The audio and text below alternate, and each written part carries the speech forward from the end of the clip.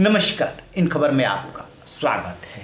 हम और आप अधिकांश लोग यही बचपन से पढ़ते आए हैं कि जो ज़्यादा मार्क्स लाता है वो इंटेलिजेंट होता है। हालांकि डाइनिंग टेबल पर बैठ कर के घर में जब बात होती है तो इस पर भी चर्चा होती है कि बच्चा तो पढ़ने में अच्छा है, पता नहीं क्यों जब एग्ज़ाम और टेस्ट होते हैं तो अच्छे नंबर नहीं आते हैं। खैर, ये तो रही ड्राइंग रूम की बात, घर परिवार की बात। लेकिन एक बड़ा सवाल उभरता है कि क्या जो ज़्यादा नंबर लाता है वही इंटेलिजेंट होता है, वही मेरिट का आधार होना चाहिए।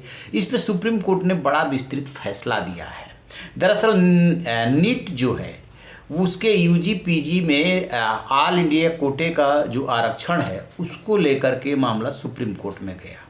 जुलाई 2021 में एक नोटिफिकेशन जारी किया गया जिसमें ये कहा गया कि पीजी में एडमिशन के लिए जो 27% ओबीसी आरक्षण है और 10% ईडब्ल्यूएस है वो दिया जाएगा। इसको लेकर के कुछ लोगों ने सुप्रीम कोर्ट में रीट पिटीशन डाल दिया कि आप ऐसे लागू नहीं कर सकते। ये मामला लंबा चला।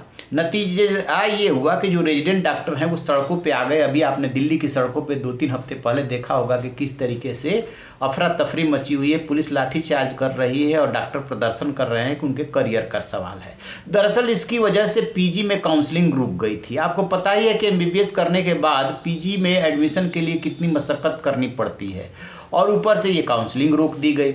लिहाजा उन्होंने केंद्र सरकार से उनकी बातचीत हुई, स्वास्थ्य मंत्री से बातचीत हुई और केंद्र सरकार ने अपना पक्ष सुप्रीम कोर्ट में रखा।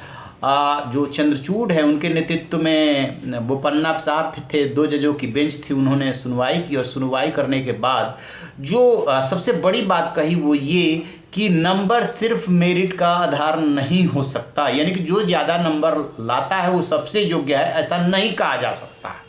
इसमें सामाजिक और आर्थिक परिवेश बहुत मायने रखता है। यानी कि एक बच्चा जो ग्रामीण बेल्ट का है और एक बच्चा जिसको उसको कोई सुविधा नहीं मिली और दूसरे बच्चों को सारी सुविधा मिल रही है, तो आप कैसे कह सकते हैं कि दोनों समान हैं। लिहाजा उसको ऊपर उठाने के लिए आरक्षण देना पड़ता है और आरक्षण देना भी चाहिए ताकि समानता आ सके।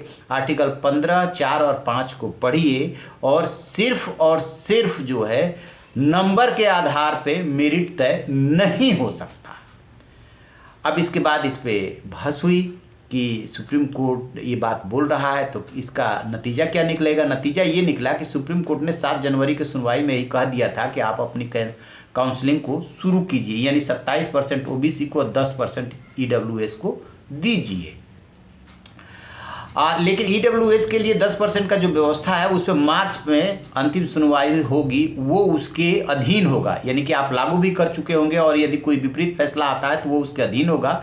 लेकिन ओबीसी आरक्षण को उसने हरी झंडी दे दी। 20 जनवरी को विस्तृत ये फैसला दिया गया है और एक बात साफ कर दिया गया है कि सिर्फ नंबर से मेरिट तय नहीं हो सकता और जो है ये जो कोटा है, ये जो आरक्षण है, ये मेरिट में बाधक नहीं है।